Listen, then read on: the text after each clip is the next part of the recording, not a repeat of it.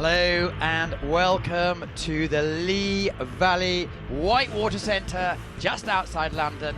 World Cup 1 ICF Slalom finals time.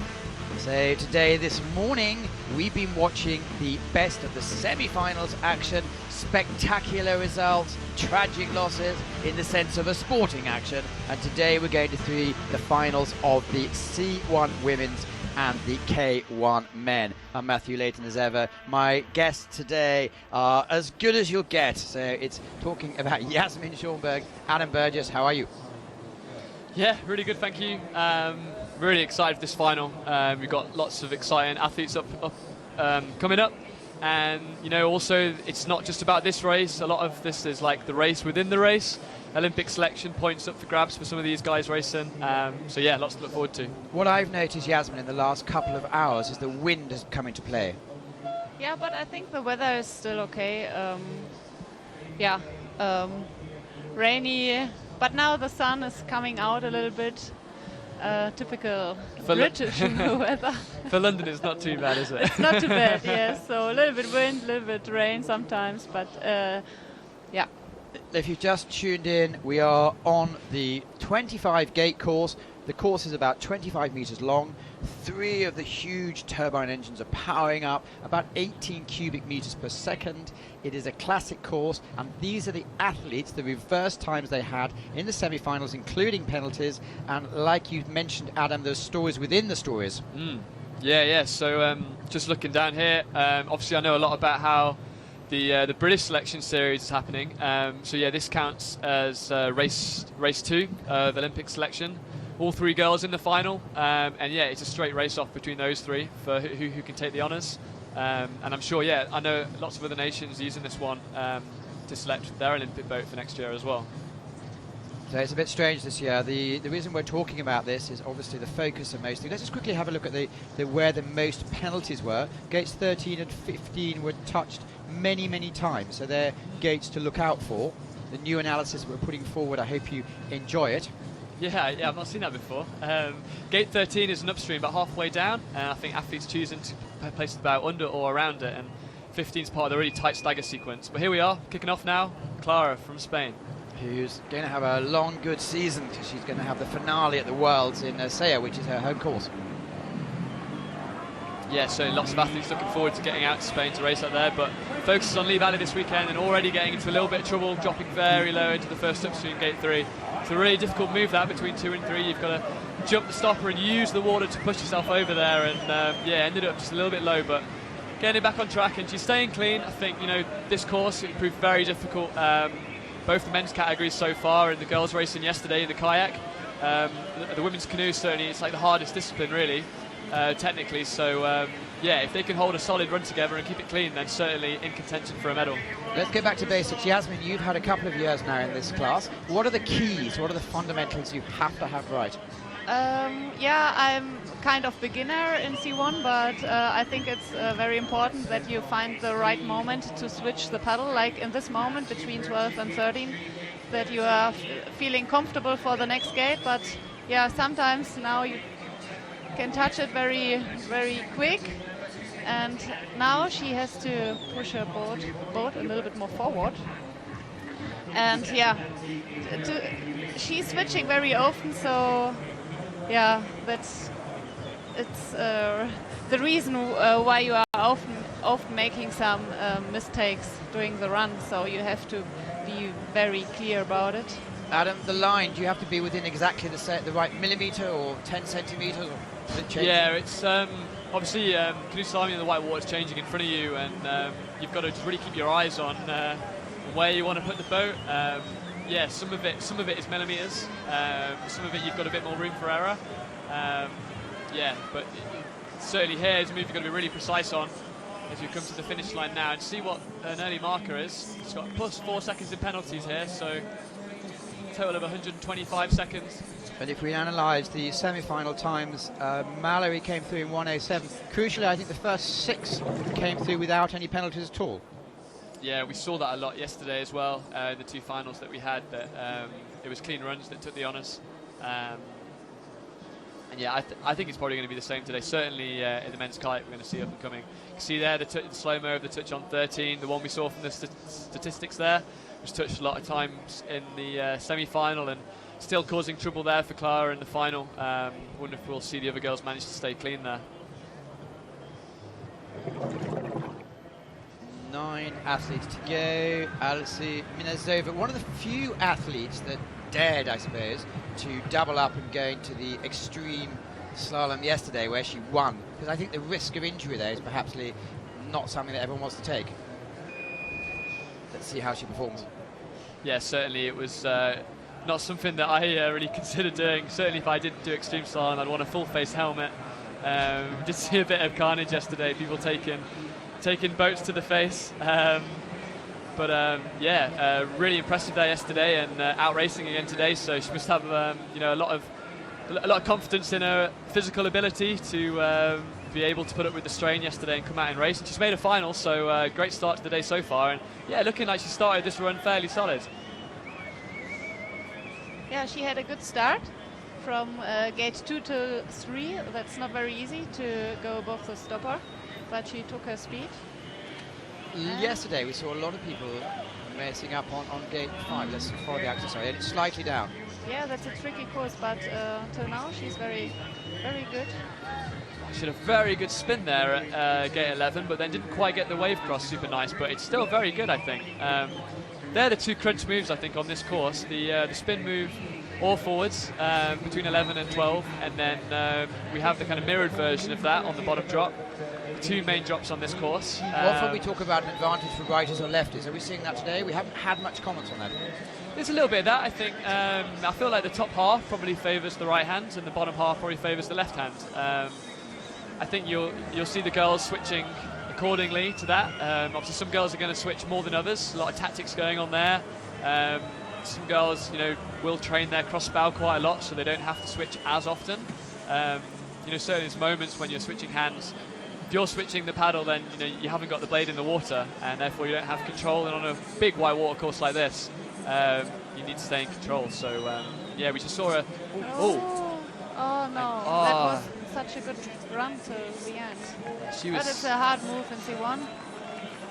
She's 7 seconds up on the second split, and yeah, it looks like she's lost some of that advantage now with that mistake.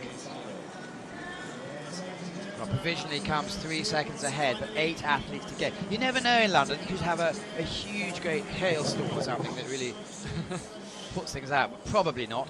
Next to go is going to be one of the Frenches, Clay Jacquet, who's been around for many, many years now. Yasmin, what inspired you to do C1?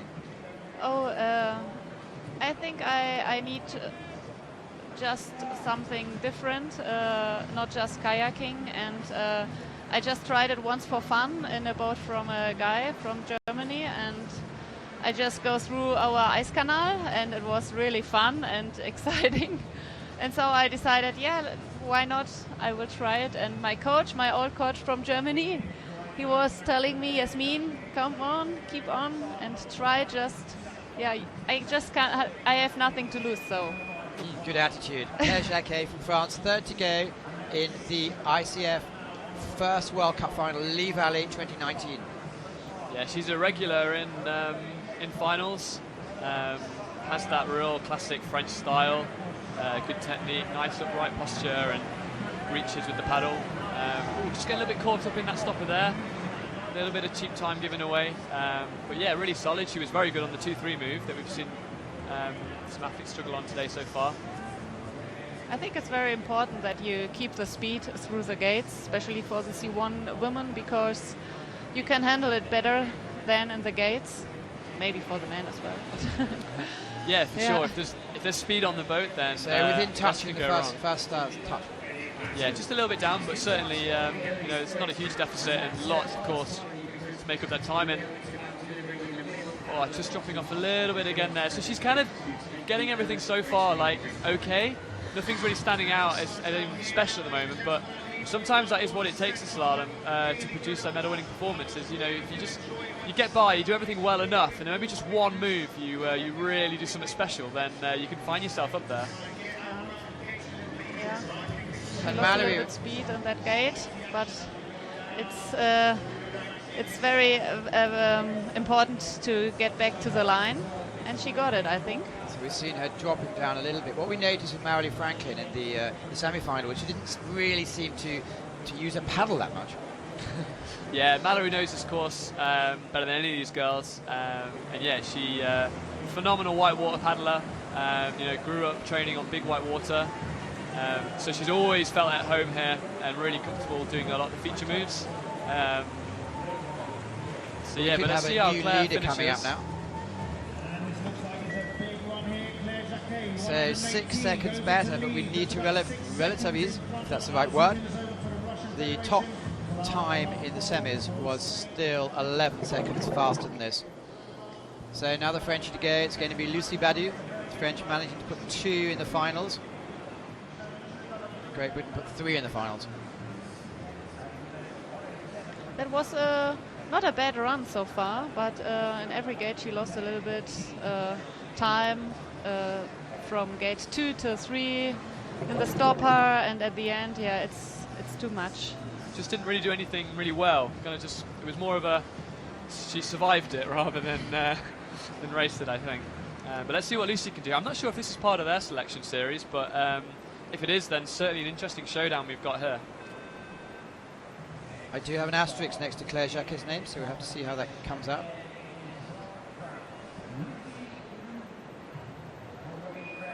Yeah, that means the video judge will be having a little look to see if there was a penalty. So we have at least 2 video judges on every single gate. There's a team with Civi Data looking at all the slow-mos, super slow-mos with the timings and everything. So there's a huge, mainly volunteer team, really massively experienced, doing their best to judge the timings and the hits. It's really good. It's a quick process as well, so there's not too much confusion once the race finishes and where people stand after the final. And yeah, Lucie's off to a great start so far, I think. Again, we see that French style, that long stroke, good upright posture, and lots of history in the C1 men for sure. Tony Estanguet from France, winning the Olympic Games here back in 2012.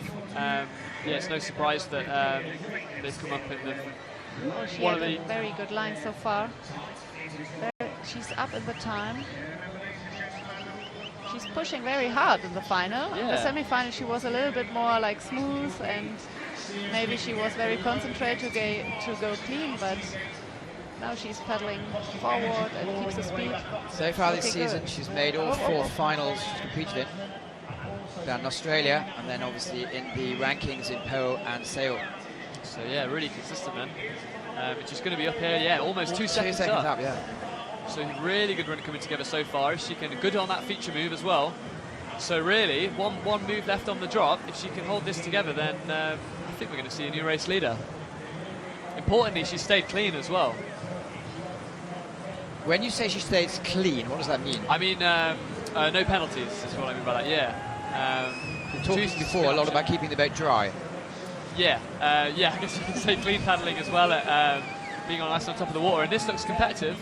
Yeah, well done. By 5 seconds, double winner, beating the compatriot. So she's into the lead. But yeah, we saw a 107 in the semi-final. So I'd still expect that to tumble. But she's set a solid marker down that the other girls have got to go and chase now. She's done her run.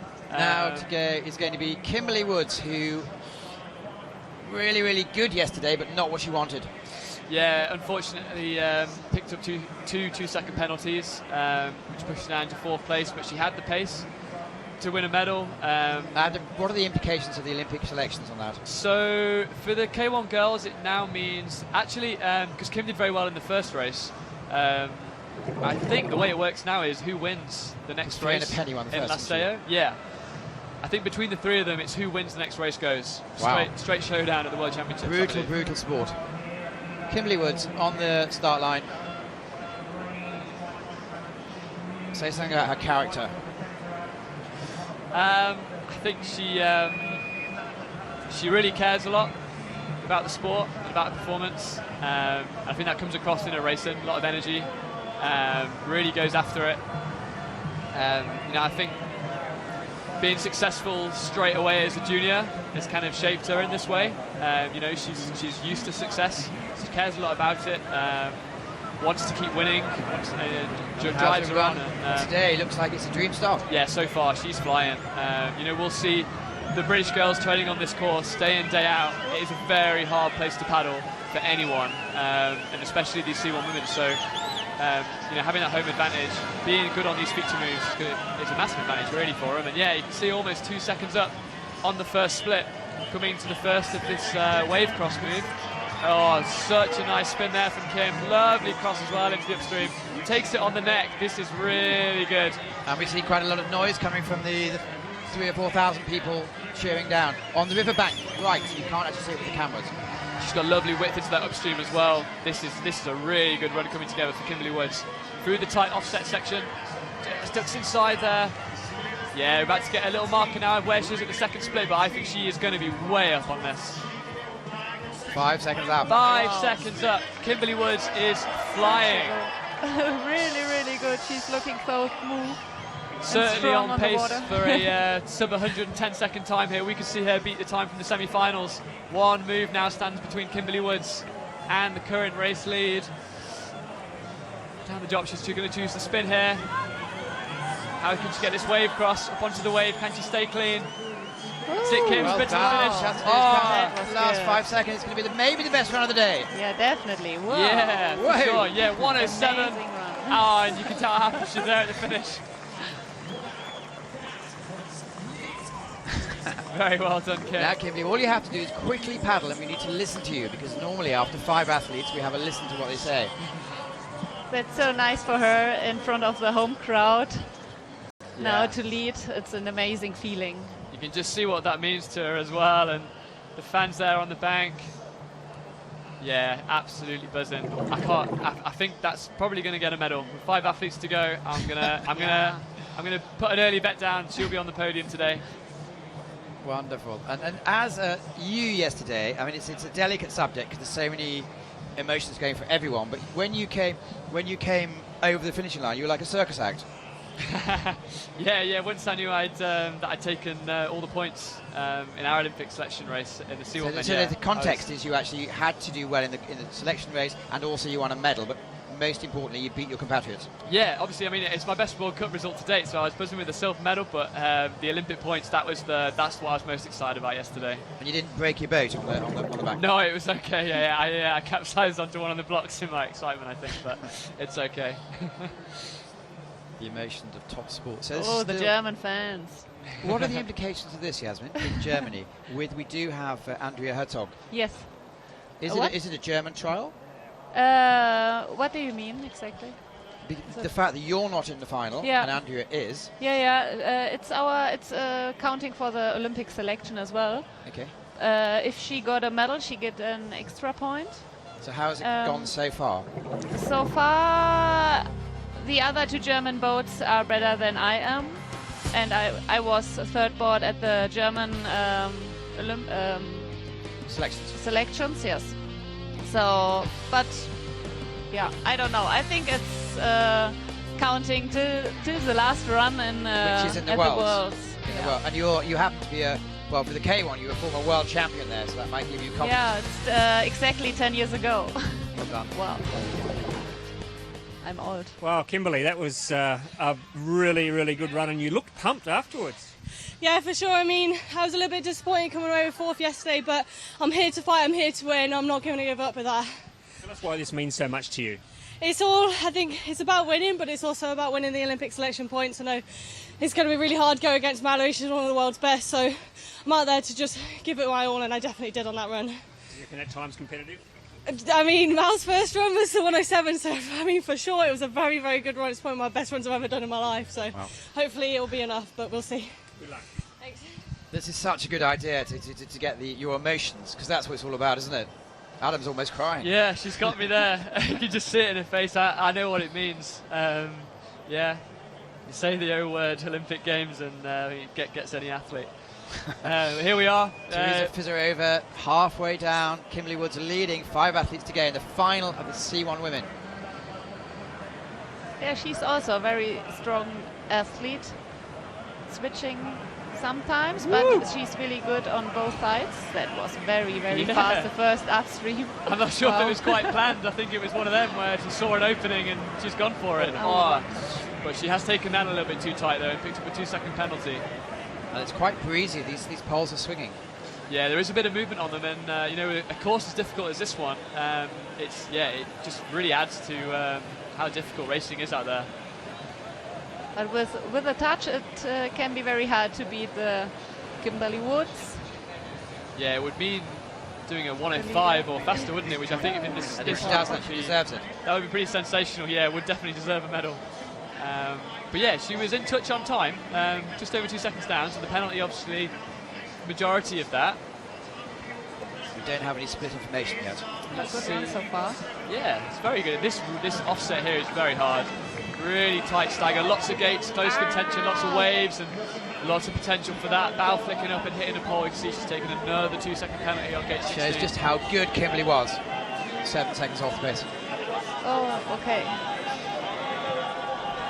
Oh, it just dropped to the bottom of the eddy there. Didn't quite get the same run off the feature like she got on the first move. So more time given away, but It's really hard if you lose a lot of time in an upstream gate to come back to the line and keep going and stay motivated for the rest of the gates. But she's really good so far till the end. you see the She wind managed there. it good. Wind is really blowing the poles around there at the finish, isn't it, as well? They've left it really wide, haven't they, the last pole, so it's fair. Yeah. Well, moves into third place. Yeah, so she's into third at the moment, but you know, we've still got 4 very good athletes yet to come. Tell us something about Andrea. Andrea, yeah, she's very still young. 90, teenager. Don't Yeah, worry she's about the age. still a teenager. Yeah, but she's pedaling like a big woman, like a strong woman. Not, yeah. We know what you mean. Yeah, I hope so. Yeah, she's really good. She is pedaling good on both sides.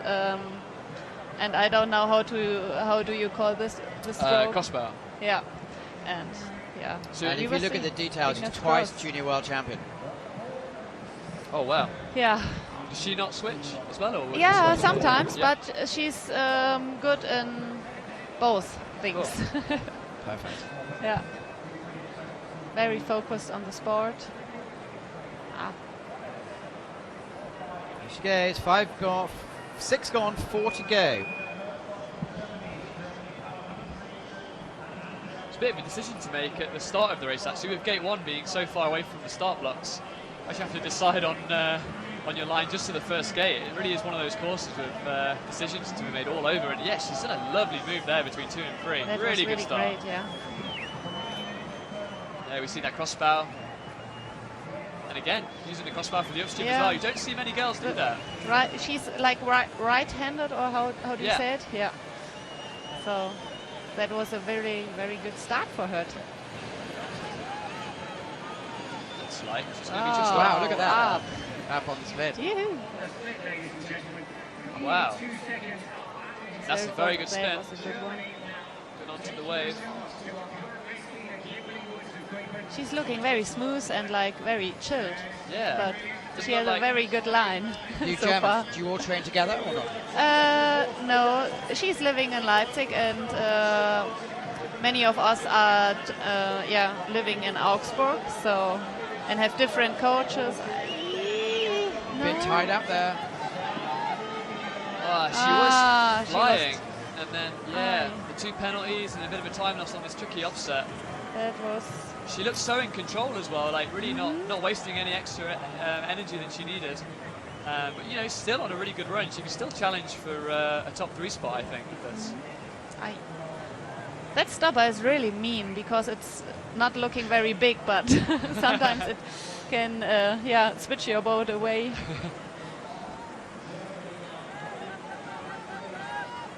So far, to take a medal, you need 118 or better. Oh, without the penalties, and Provisional third place. 3 athletes to go. Kimberly Woods is leading with 107.45 clear. Lucy Badeau for France is second, and Andrea Herzog, as we've just seen, moves into third place. Next to go is the British sensation, Sophie Ogilvy. Yeah, she had a very good first run. I follow everybody of the C1 girls, maybe to learn something for the future. Yeah, Sophie was amazing. Debut on the senior team this year. Made the final at the Europeans just a few weeks ago. Another final again today, so yeah, amazing start to her senior career. First opportunity for her to race in front of a home crowd at an international race. It's anything you want, isn't it, really? So yeah, I'm sure she's really excited, and we know the experience of Mallory Franklin and Kimberly Woods, but certainly Sophie Ogilvy, she is in this race still for the Olympic spot next year. She's earned a spot on the team, and she's earned a shot at selection. So let's see if she can mix it with those girls. And another teenager. Yeah, another one of the young athletes on the start line. Oh, she's using the left line. Most of the girls are going through the right line. Yeah, I think there's not a lot of difference in time off the top. It's more about which one you're most confident about doing, I think. Really solid start there for Sophie. Nice on that feature move. Ah, that was nice. Really good. Good switch of the hands. She comes into the up left. Just a little bit low in there, but solid enough. Switching the paddle to get the stopper to the next downstream gate. I was a bit worried when Oh, she gee. Oh. No! What was that?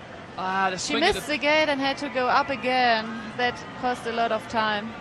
Yeah, almost 6 seconds down now. It's really unfortunate. She didn't do a lot wrong there, and it's really punished her. It does mean that Kimberly will have a medal. Yeah, you have to be concentrate all the course down till the end, because there are so many little things where you can lose time. Just in an instant as well, it can all be over. We saw it just in the semi-final. Bradley Forbes Cryans not making the final on a run easily capable of making the final, and in an instant hit the blocks at the bottom drop, and it was over. And Sophie coming into some more trouble. It looks like this run is just getting a little bit unstuck now. The extra bit of energy she's had to use on the upstream gate 9 up there, it looks like it's starting to pay on the arms now, and all this stuff where you've got to be so precise, it's just a little bit harder when you've got that lactic acid pumping through your arms. But she'll finish this run off strong, I'm sure. Really nice feature there. I've seen lots of girls struggle with that move. Sophie eases around that. So plenty of river left to show off her skills, but unfortunately I don't think she's going to challenge for the podium today. But in perspective, I suppose, a couple of years ago, if you just said making the final in front of thousands of people on your home course. She'd have bit your hand off to take that opportunity, for sure. And she really impressed us all in the semi-final as well. It's just a shame she wasn't able to reproduce that now, but a great experience for her. 2 athletes to go. Well done, Soph. Jess Fox, Mallory Franklin. So the 2 dominant athletes in the last, 3 or 4 years? Yeah, for sure. So, yeah. Yeah, bib 1 and 2 as well, representative of their world rankings. Do you have a role model, Yasmin? Who would you, if you had the skill set and the experience of one of those 2, who would you like to be? Oh, both of them. Good answer. Silly question, but good answer. Yeah, both quite different, I think, as well, actually. Just tell me about the differences. I think Jess seems to move the boat so fast everywhere, and this is in her kayak as well. Really, really effective, and technically very good. Mallory's quite long in the boat. Seems to use her reach a little bit more. Maybe a more like subtle style. But yeah, both are super effective, and it's really exciting watching them show down the last 2 boats off at this race. And yeah, her first we have Jessica Fox here, and already there, losing a little bit of time, but quickly back up the river. You see her strength there, pulling herself up. She's not lost too much time despite the mistake. But she's so good in, if she's not on the line, to go back and fight till the end. Yeah. We saw her absolutely dominate this World Cup series last year. Won all 6 gold medals, didn't she, with her kayak as well, but won all 3 of these women's C1 races at the first round of World Cup. Still up with that bit of a challenge on the earlier gate. There you go, just to show the kind of the time in hand really that Jess has to work with here.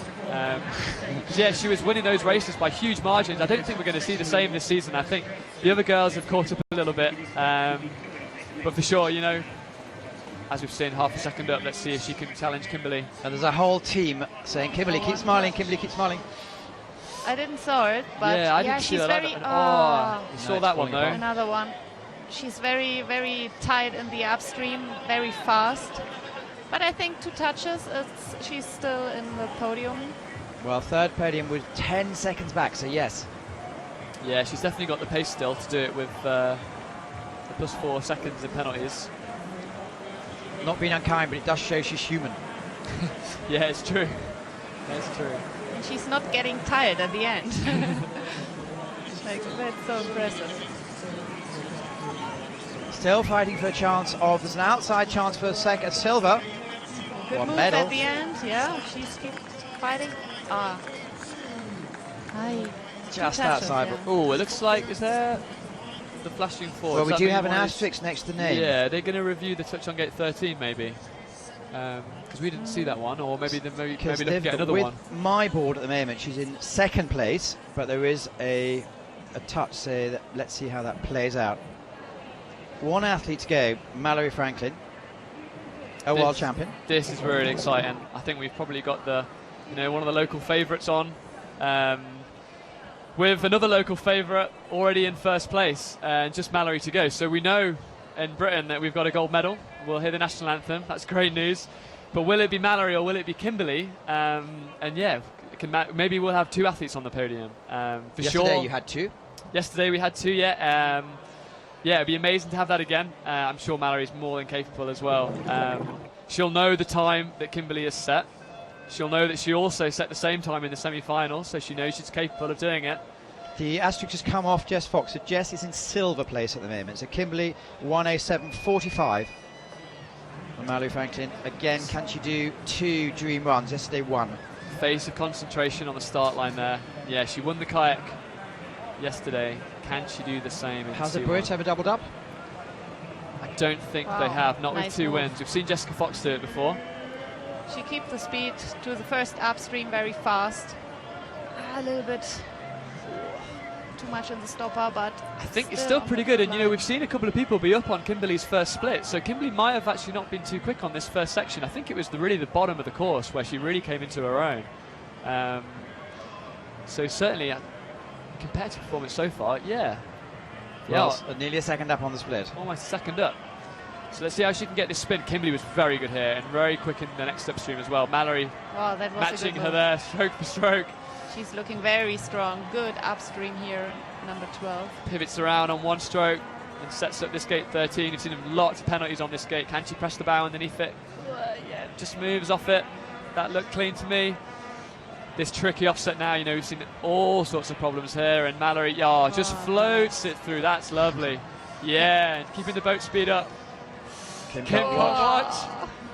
Oh, half a second up. This is going to go down to the wire because Kimberly was so good on the last section. This is going to be so tight. Well, Mallory she's looking still strong. just with the advantage coming down here, and still. Maybe the last downstream Can she match her here? is important. Down to the wire, of course, Olympic selection points up for grabs for these girls, and Mallory getting into a little bit of trouble, having to wait for that gate there. A little bit of time given away, but 1:07.45. sprints to the finish, it's going to be tight. No, And finishes done just it in front. 106. Wow. Well, Wow. And you see Kimberly there in the finish area, really hard for that to take, but, but to be certainly beaten by the best time of the day. very gracious in defeat there. You see her giving a teammate a round of applause. But yeah, it's certainly amazing performances for both those British girls. No other girl within, almost 7 seconds off them. Absolute dominant display from both of them. Yeah, absolutely amazing runs, and on another day it could have been the other way around. It's just one of them sometimes in canoe slalom. That's an amazing weekend for her, for Mallory Franklin. 2 gold medals. Doesn't come better. Yeah. Wow. Perfect. It's the dream start for her, isn't it?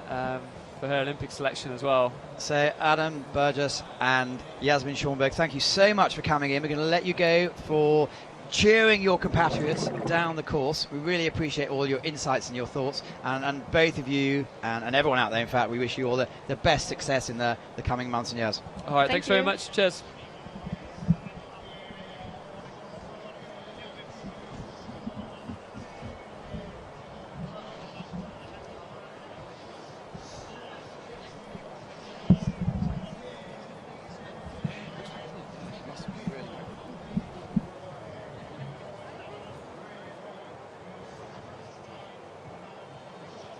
So the action continues.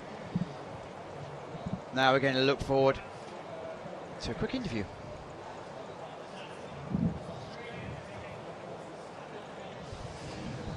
Well, Mallory, what a weekend for you. Fantastic. Well done. Thanks. A bit knackered after that, but yeah, it was a really good run. Managed to hold it together near the bottom when I started to slip a little bit, but no, I really enjoyed it. It was good fun. I knew you were sitting down the bottom here when you saw Kim's run. It was incredibly fast. What were you feeling as you were sitting in the starting box? I was quite nervous, but I've had a good weekend before this. I think I just wanted to try and put a run together I was proud of. And yeah, Kim's time was really good, and it was on my mind a bit, but I knew that there was a bit in my run from the semis, and I just wanted to try and tweak those little bits and see what time I could put out. As we spoke of yesterday, this is all about Olympics as well for you.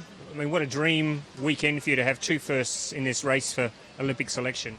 Yeah, I love this course, and I always have, and it's really great to have the World Cup here and have that kind of crowd, and I'm really happy with my results, and I'm really glad.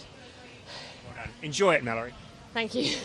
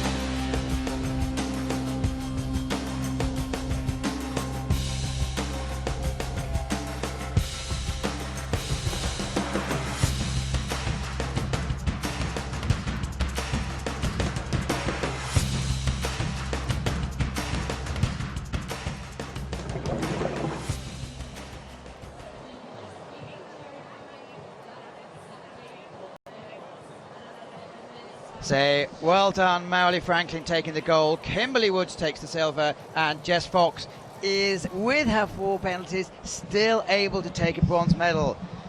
Various implications, but that's really interesting racing coming to you from the Lee Valley Whitewater Centre. Conditions have been a bit challenging. We have seen some wind, but most athletes have been able to manage it. 18 cubic meters coming down per second. And now we have the men's kayak final. This morning there were 40 athletes set out, some surprises, some. I think we have 3 world champions going to be in the top 10, and we're going to really follow you down the course. These are the statistics of the penalties. So it looks like gate 4 was touched many times. We'll analyse that. My guests are as good as they're going to get at analysing. Start off with seniority. We have Jörg Gutz from Switzerland, many years implicated with the Great Britain coaching scene, but he'll explain a little bit more. And Amber Maslen from Great Britain, been on this water thousands of times before. Welcome you both, and look at that list.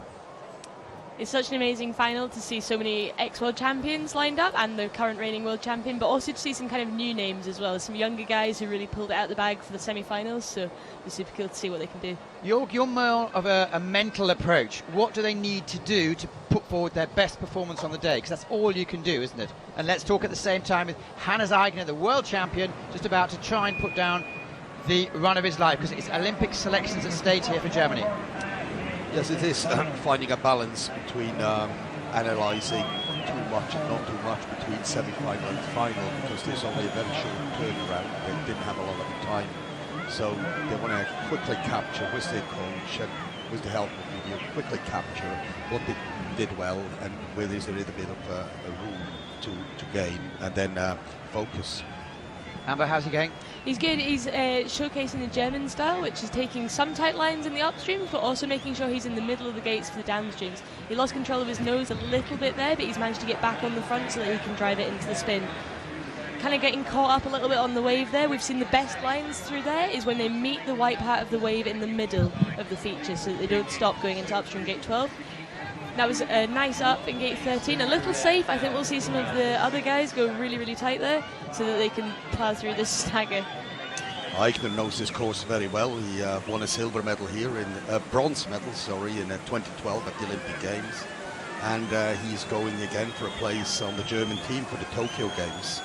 So lots at stake, not only personal pride, but as most of the glory in this sport comes from the Olympics, whether it's good or bad, it's so important, isn't it?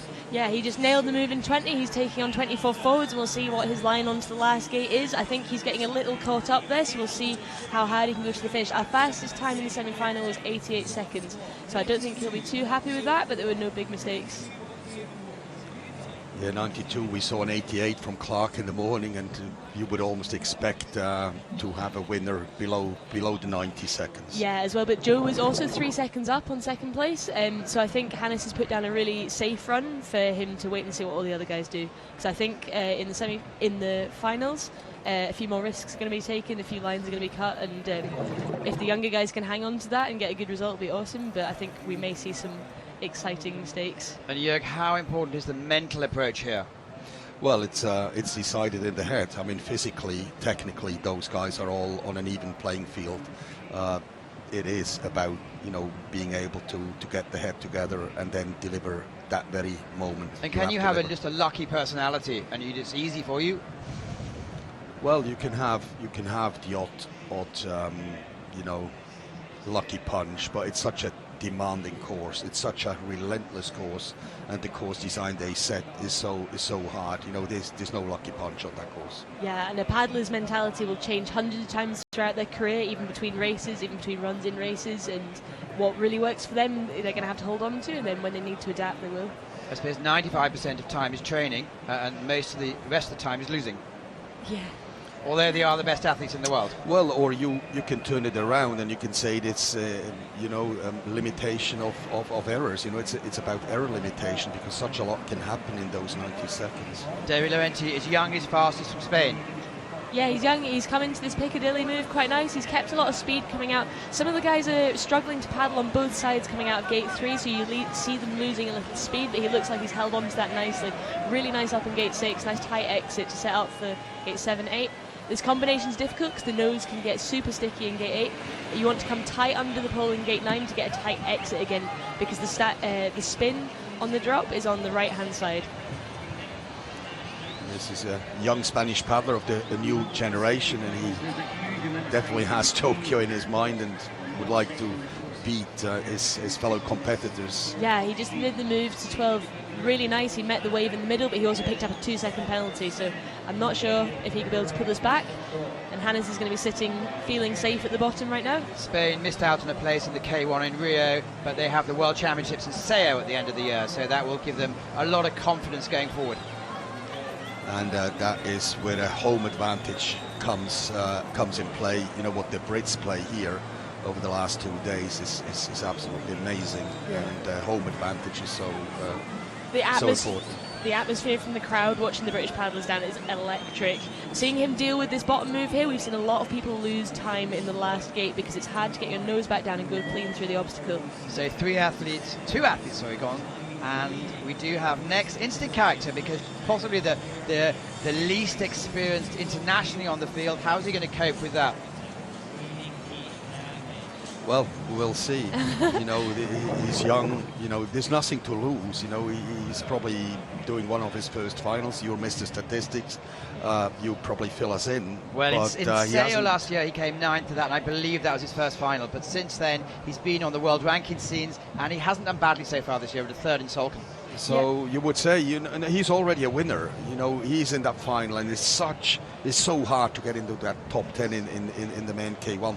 So he's already a winner. So mentally, this is all about, displaying what you can do and be offensive. And because he's young as well, it's much easier to hunt than be hunted. So he'll be looking to give his absolute best and win. Whereas a lot of the guys here who are more experienced and have titles under their belt already are going to be thinking about surviving and making sure that they do their best. So and some huge names have missed out today. We have Vit Prinders, Vavra Hadalek, and all sorts of world beaters, Boris Nevu, who haven't made it, and most unfortunately the locals, Bradley Forbes Cryans, who looked amazing until the last couple of gates. A bit of bad luck, and there you are. Nico Teston is 22 years old, representing Slovenia. There's 2 Slovenian athletes in this, and let's see how he goes. It's super windy today, so the men are having to deal with some really rough conditions.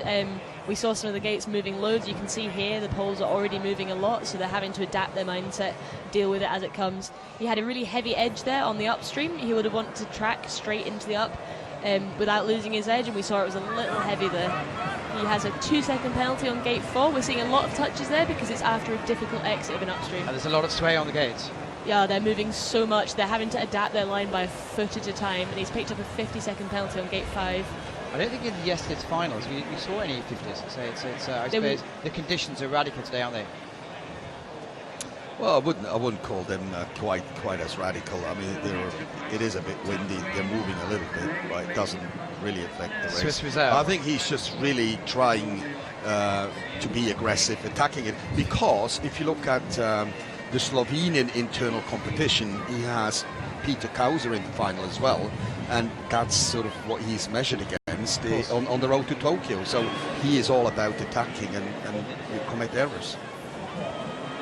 He's putting together quite a nice run. He is heavy on his edges at the moment. He's putting a little too much emphasis on how his hips are. I think he knows that he's got a 50-second penalty, so he's perhaps not pushing quite as hard as we'll see some of the men go, but he'll be wanting to put a show on for us at the bottom. It's quite heavy water as well, isn't it? Yeah, London's fast. Well, it's not fast, it's big and it's slow, so the locals know how to utilise the water and be patient around the moves and when to put the speed on. But it's much harder for foreign pilots who maybe haven't been here as much. 4 athletes. 4th athlete to go is going to be Christopher Bowers, who sneaked a little bit under the radar, but he could do something special. He looked amazing in the first few gates earlier today. Yeah, Chris is an expert on London. He's really strong, he's really young, but he brings this freshness to the field, and again he's chasing rather than being chased, so he has everything to win and nothing to lose. And what was great watching him in his semi-final run, he actually had a big smile on his face for the last 5 seconds. Yeah, I think he knew that he'd had a good run. Yes, and he's, if you look at it, he's in the final, and he's kind of number 3 in the British team, and sort of flourishing behind Joe Clark, and he's actually from the same club as Joe Clark, the reigning Olympic champion. So flourishing behind, developing behind, that's just what you want. Yeah, he's got the best guys in the world to train with. He's been chased. Well, he's chasing all the time. So yeah, so he had this that role model. All the time. Growing up, you have those role models, and Stafford and Stone Canoe Club is a role model club within Britain. So everything in your favour. Just need to do it now. 20 years old. Christopher Bowers, 4th down. World Cup 1, Lee Valley, London, final. he looks really calm off the start line. He's opting for the right-hand line, which is shorter, but you have to push a little harder. So for the K1m, we're seeing a lot of them opt for this line. He's just making sure his boat's the same angle as the curl, coming a little bit low, but sweeping around and keeping the speed really nicely on the boat. We're seeing that he's going to jump over the stopper here, keeping the boat quite light, make sure that he has enough width around 5, and then coming tight into 6. Well, that's as good as we've seen so far. Yeah, nice sweep around 6, and he's going to make sure he's setting up with the curl, keeping that nose light in that difficult bit of water there, coming in front of the gate at 9 and whipping it around. Yeah, second up in the first split time. Coming nicely into the spin, giving himself some space to re-accelerate onto the wave, and we see him meet the wave in the middle there so that he's able to keep the speed into gate 12. We'll watch him come down on top of gate 13 so that he can sweep all the way around. He's picked up a 2-second penalty on gate 9. Yeah, that was at gate 9. He did a classic sweep up, and it's unbelievable how that sweep upstream has come along. You know, started probably about 10, 12 years ago. You swept the odd gates, the odd upstream, and now every up is swept. So He's still 0.3 seconds up on the split, even with a 2-second penalty. He's getting a little caught up in that stopper there. He just needs to put the gas on and really keep the nose light for this last section. I wonder if he's going to go for the spin or go straight. Knowing Chris's paddling style, I think he'll opt for a spin so that he can go nicely. No, but he's going on forwards, tight under the gate, taking the shortest line possible towards the last gate. Now he's going to have to accelerate towards the finish. So 92 is crucial. 92, finish, inch second. Well, that really, there's an asterisk next to his name, which means something is being questioned by the judging panel. They have visual aids and then they have super slow motion from many angles. So let's hope that a quick decision is going to be made. So we've seen thumb up in the air. So we've seen Chris do in 90 seconds. Joe Clark did an 88 in the semi-finals. So we'll see. So it just shows how costly a touch can be, but overall I'm pretty sure we see him in front of us, big smile on his face. Overall I think he's pretty happy with that performance.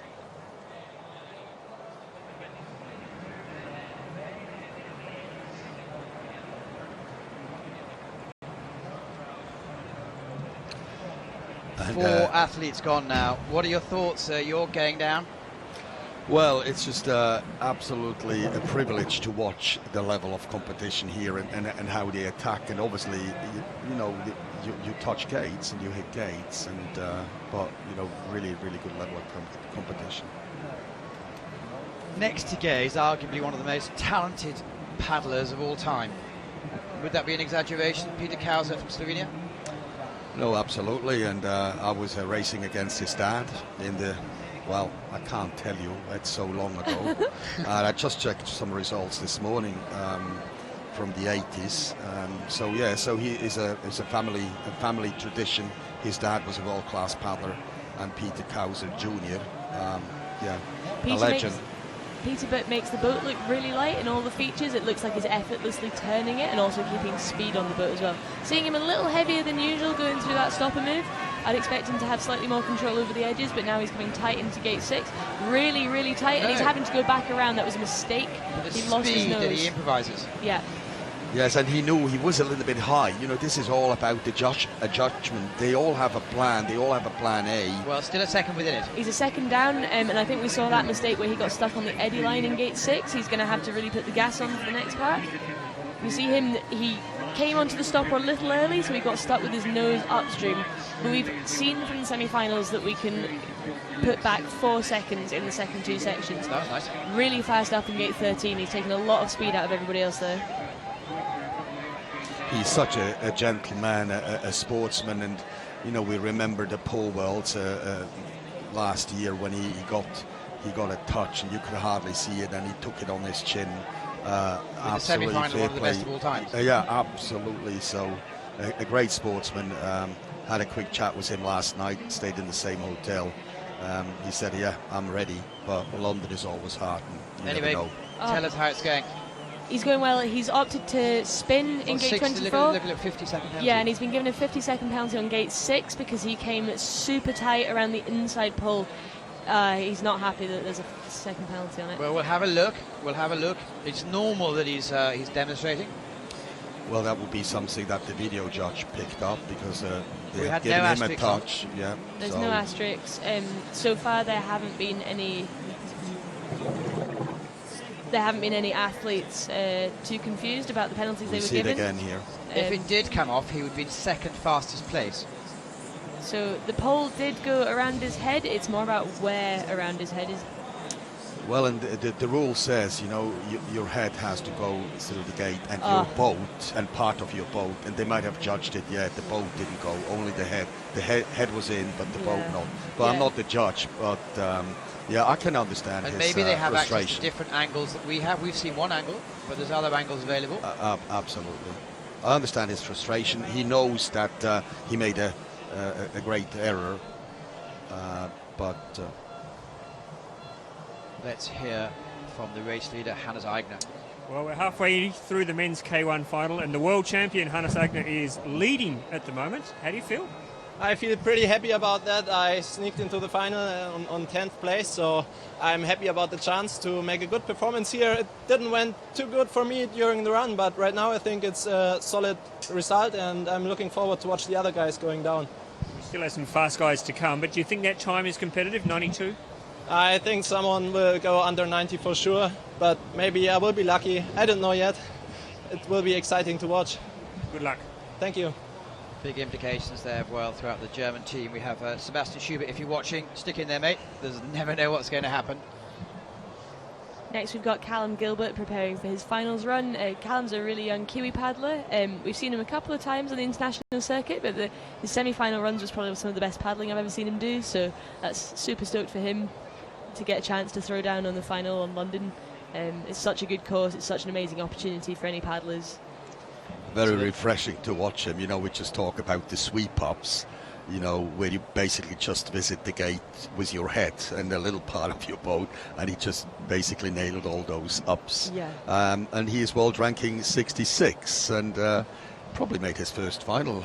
You probably know that, Well, Matt. we're looking at the actual figures here. He made a world ranking couple of finals so far this year. May he had semi-final in Bitoski, only heats in Sayers. He's been keeping his game quiet.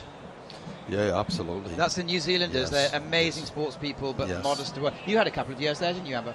Yeah, that's right. Yeah, I spent a little time in New Zealand when I was younger. It's super cool. Callum raced Mike Dawson for the place in Rio, so he's been showing potential from a younger age to really throw it down. But we'll see now what he can do in a senior final. And I suppose it's a legacy of having a course in New Zealand as well, which is mentally and physically great for them. No, absolutely. They have a home, and you can see that across the world. The countries that have those permanent venues, like you have here in London, it just makes such a massive difference because you have access 365 days a year on whitewater, where ultimately the Olympic medals are given away. Callum Gilbert, let's see if he can have the run of his life. He's opted for the right line at the top again, so using his power to jump over the features. He's really repping into this feature, and he's gone on the inside blade, so really nice into that upstream. He's having to do 2 strokes around it. It means he's keeping light and loads of speed around the back of it. I think we'll see him taking the middle of the gates, perhaps until the end, where he might start doing some parts of the plan that are more difficult. Really tight around gate 6. I remember his semi-final. You liked the way he was going there as well. Yes, he kept the boat light in a style not dissimilar to Peter Kauser, but we're seeing sort of some characteristics from Wero. It is in some ways similar to London. You can see that he is experienced with dealing with problems on this kind of course. And as you saw with the split, he's very much in touch, 0.36 down. Yeah, and he used the middle of that feature as well, so he didn't get slowed down at all. And we saw it this morning, you know, Prishkovets was very, very slow. To use that term on the top, there is still a lot to paddle. So, yeah, he looks very competitive. This is great. He's looking like he's been doing this for a long time. He's Well, 1 second up in the split. He's come a little low in the upstream gate 20, but he can bring it all back on the last stop. We haven't seen anyone do the last gate really nice yet. I think if someone can completely avoid the feature on the last gate and go dry through it, I think they can take a second out of everybody else. We'll see if he opts for spin or forwards. Yeah, he goes for the spin. He really cut very nicely through all the stoppers above. That's going to be dangerous. Yeah, a bit low. And he got really stuck in that second stopper. The stopper right after the main drop is vicious. If only you didn't have to do the last gate. Yeah. He has an asterisk on his name, understandably, but he can be really proud of his performance. It's not an easy drop. It's one of the biggest features in Slalom at the bottom of London, so I think he can forgive himself, move on. If we look after 6 competitors gone, Hannah Zegner that we've just listened to, lucky, well, just scraped into the final, could have done better, but you never know what anyone else is going to do with 92.04. Christopher Bowers second, Callum Gilbert scraped into 3rd place. Next we have the all-round paddler who's had a cracking weekend so far from Australia, Daniel Watkins. I think is he the only one who does a double up in the man? I mean, he does C1 and K1. Is there anyone Not anyone else else? who's seen So this he's weekend. very, very unique doing Yeah. both. It's awesome to see one of the guys doubling up. We've seen 3 amazing girls who double up and final and medal in almost every race they attend. That's Kim, Mallory and Jess. But it's cool to see one of the guys really stepping it up and challenging himself with 2 disciplines. And as we've seen, he's extremely proficient at both of them. So been on the team a few years now from Tasmania. Let's see how he goes.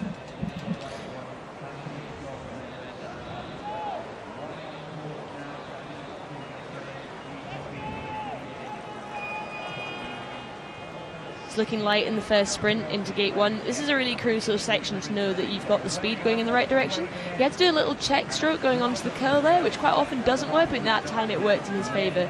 Nice tight exit going into gate 4. That was perhaps his second penalty, yeah. So he's coming into gate 6 and very tight. He's been given a 50-second penalty on gate 5. He was a little too tight there. It's a hard game, and gate 5 is extremely challenging. We had the same move in our GB selections in April, and that cost a lot of people a lot of heartbreak. So you can watch it as many times as you like, you just have to feel it to do it. Yeah, in the moment you just have to be exactly with the water and understand exactly what you're doing, and if it's not on your plan you have to ignore it and carry on. Yeah, he never really settled into his run. It was all very that was a very really nice upstream. We're just seeing a lot of people being really tense in the first 5 gates, and I think once you get to the nicer feeling moves a little further down the course, you're able to utilise that and enjoy the rest of the run, but sometimes there's too much damage in the first few gates to actually do that. Now the touch, so touches are coming on quickly. But how do you rate the final there? Like you said, Jorg, is the doubling up is quite a well done, bravo. Yeah, no, that's massive, especially in the men C1, men K1. That's quite a feat, and I don't know how he recovers between his events. Do you remember when you were 23? Well, just about, but it would have never crossed my mind to double up at the time. Yeah, but you were racing for a lot longer. Yes, our races. I just looked at those races, 1980. Running time Goals of for the Switzerland, winner. by the way. Yes, this is Europe from Switzerland. 231 was the winning time in one of those Europa Cups. So this is 231. That's 3 minutes and 51 seconds. The winner, and my time was about 10 seconds down.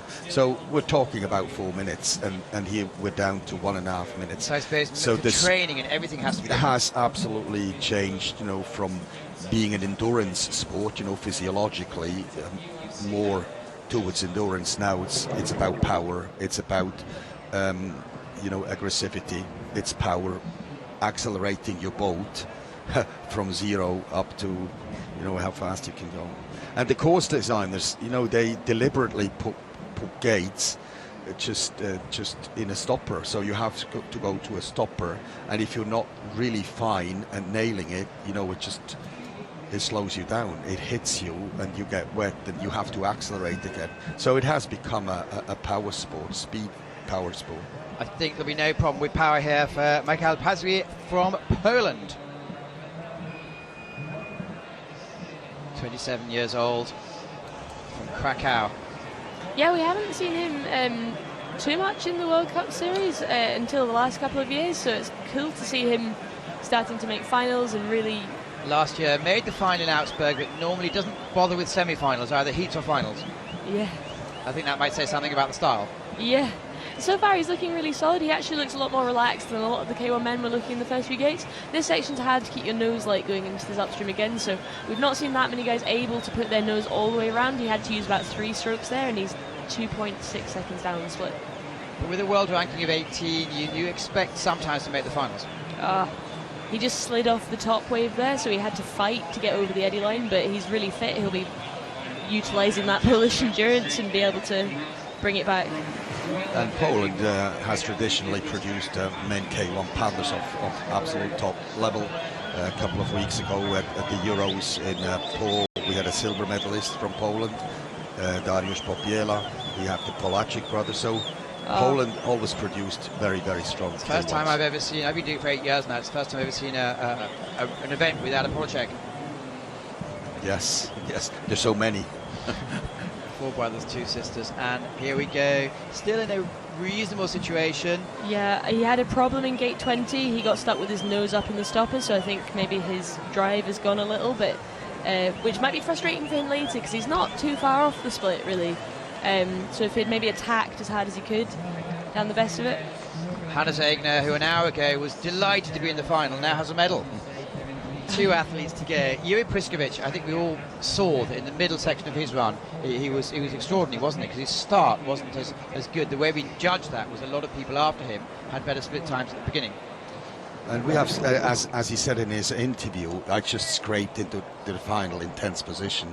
After that, that's history. You have to delete it, and very often we've seen that in the past. Starting as number 1 in the final is not a disadvantage. There's no noise, there's no time you hear, no, you're just there, you know, on your own, have the course for yourself, and then you can wait. So we've seen that many, many times. Scraped into the final and then won a medal, and sometimes even win.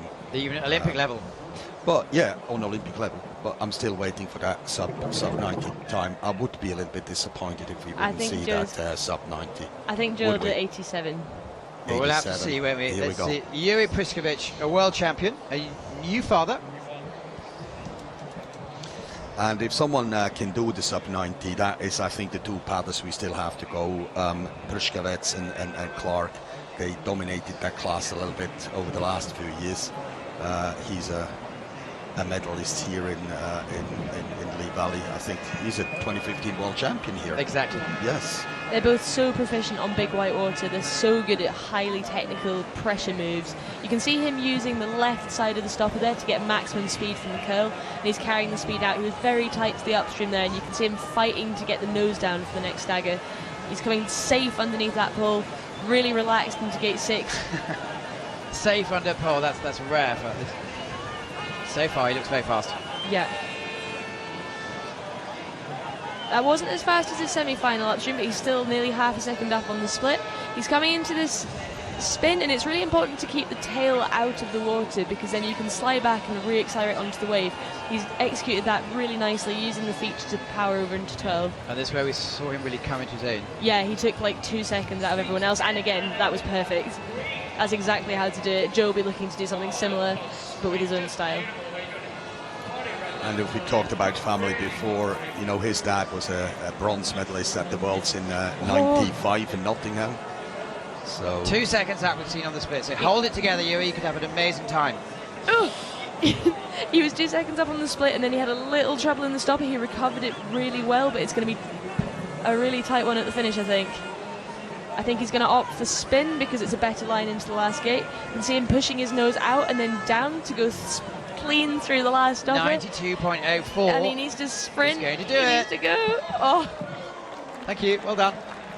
Good, so I think Joe will take 3 or 4 seconds out of him. Well, let's see.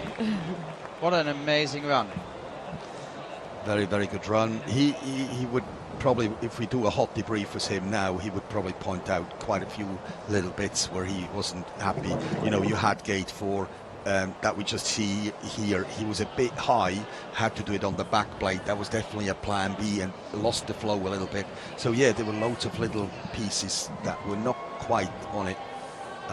So there's still a bit of a space to get this sub 90. One to go. Joe Clark. He did an 88 in his semi-final run, and I'm excited to see what he can do for his finals run.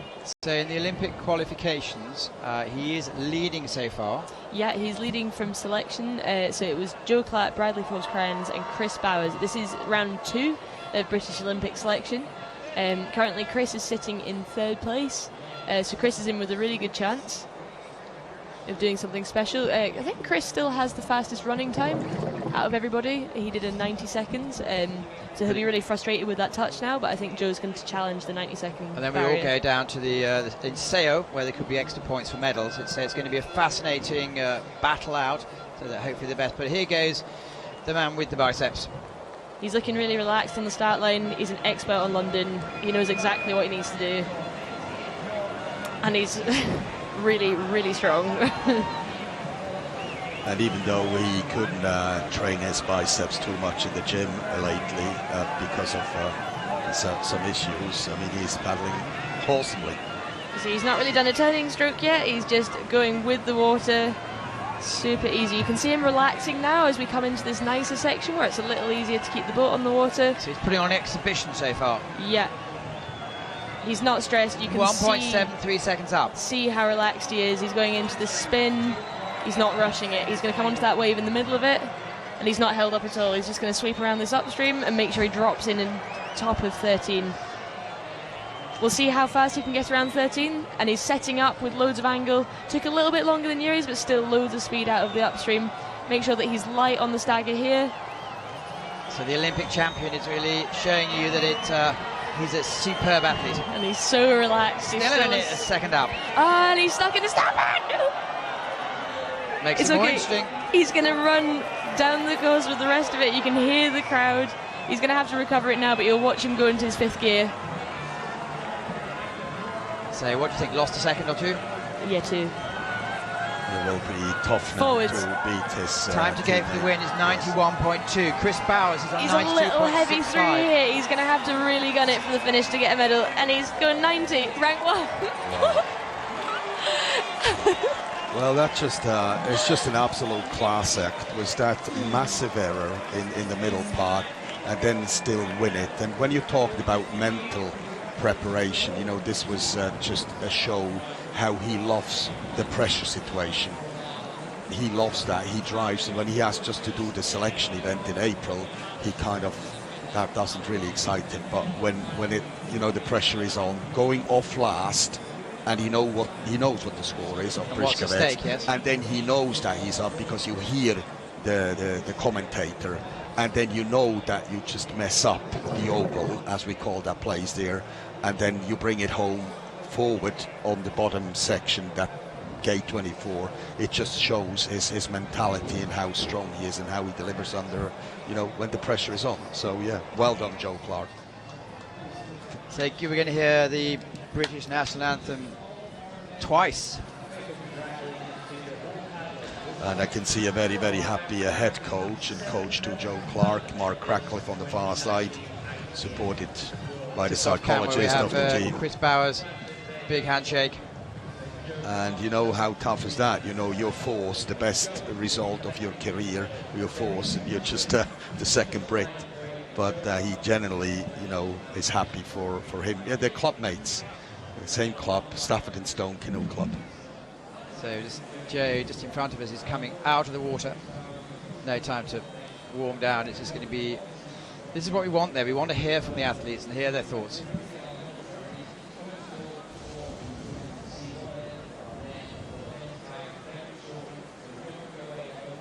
So the results are going to be Joe Clark has won in 90.35, Yuri Priskovich second in 91.21, and Hannes Egnes third. Crucially, it was a couple of seconds slower than the semi. It just shows you it's not down the clock, is it? It's about how other people react to pressure.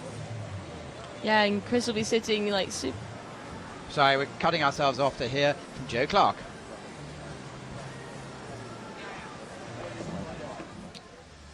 Well, Joe, you even got into a little bit of trouble there on that run, but it was still fast enough. That's pretty impressive. Yeah, around the oval section really struggled. That's when the kind of arms come into their own, I guess. And train on here every day, you kind of get that strength and the feel for when you can still do it. So pushing hard to the end, and it was enough today. And nice to be joined by Yuri and Hannes as well. Did you know what Yuri's time was? Did you know what you had to beat? Yeah, I heard it in the start pool, so I knew what I had to do. Surprised I actually did it with the mistake I had, but I think there's just enough time elsewhere in the run to absorb that. Great way to start the season, but also for your Olympic selection, we've been talking about this all weekend, but it's so good for you to have that bonus this weekend. Yeah, 2 wins now out of the 3 races that we got on the agenda, so kind of left it all for the other boys to do now. So, whew. That dream of defending your Olympic gold medal, I mean, that's pretty important. Yeah, exactly. I've said before, that's the motivation, to try and do it twice. I know these guys are going to try and stop me, but yeah, that's where we're going towards, and hopefully can go there and defend it. Well done, mate. Congratulations. Cheers, thank you very much. So you, as a mental expert, that's a pretty good speech, isn't it? Come on, boys, catch me. No, absolutely. I couldn't agree more. And I picked up an interview after the heats, and I haven't heard him, you know, like publicly speaking for a while.